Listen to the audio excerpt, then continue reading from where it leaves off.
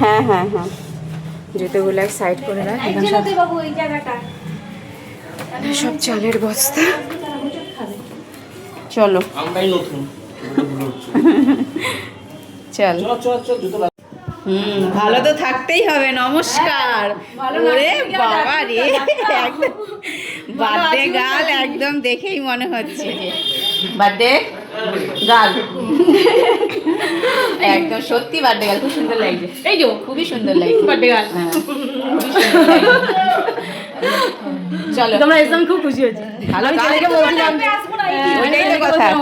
দাঁড়াও, আমার হাতে ফোনটা রাখি, তারপর তোমরা দিচ্ছি তো গিফট। দেখেই নিলে যে আমি তো অদিতি আসেনি। কালকে অদিতি কি আমি করে আর আমার আসবে? আরেক বান্ধবী, যেই বান্ধবীর বার্থডে সেই বাড়িতে চলে গেছি।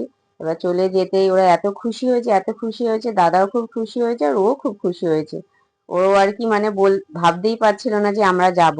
আর ওকেও সত্যি কথা এতটাই সুন্দর লাগছিল না, ও তো এমনিতে তো দেখতে সুন্দর, মানে ওকে যেন ওই দিন কালকে যেন আরো সুন্দর লাগছিল, এতটাই সুন্দর লাগছিল মানে আর কোনো বলার ভাষা নেই। কেন সত্যি কথা কি ও একদম সাজে না, আর হঠাৎ হঠাৎ সাজলে না ওকে খুবই ভালো লাগে।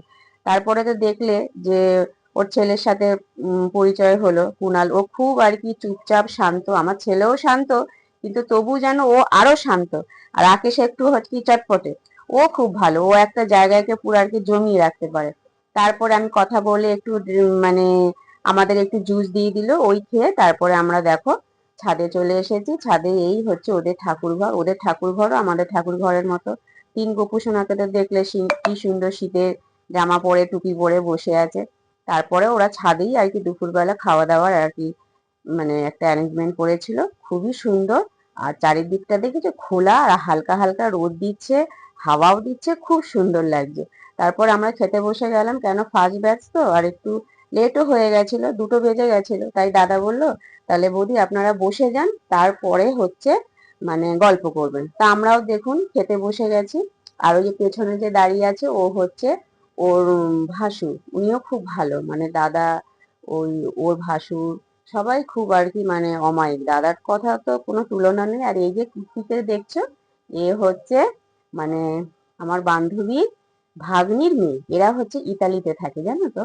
কত কিউট দেখেছো, মানে একদম যেন এত মিষ্টি আর এত মানে সুন্দর সুন্দর কথা, মানে আমরা যেন খাচ্ছি, খেতে খেতে ওর কথাতে শুধু হেসেই যাচ্ছি হেসেই যাচ্ছি। আর ওরা দুপুরবেলা করেছিল কি বলতো, কাটলেট করেছিল, তার সাথে স্যালাড ছিল, আর তোমার কাসুন্দি ছিল।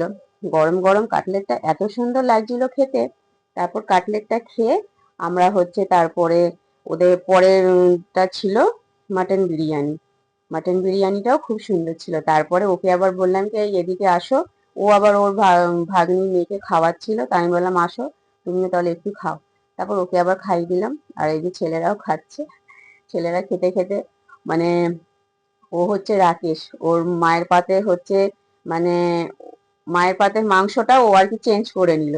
তা যাই হোক বন্ধুরা, দেখো এই করতে করতে পুরো খাওয়াটা শেষ হয়ে গেছে। খাওয়া হয়ে আমরা আবার নিচে এসে আবার খুব আনন্দ করলাম। আর দেখবি এইটাই হয়, কারো বাড়িতে দেখবে অনুষ্ঠান থাকলে না সে একটু সময় দিতে কম পারে, তা সেই অনুযায়ী কিন্তু ও আমাদের অনেক সময় দিয়েছে।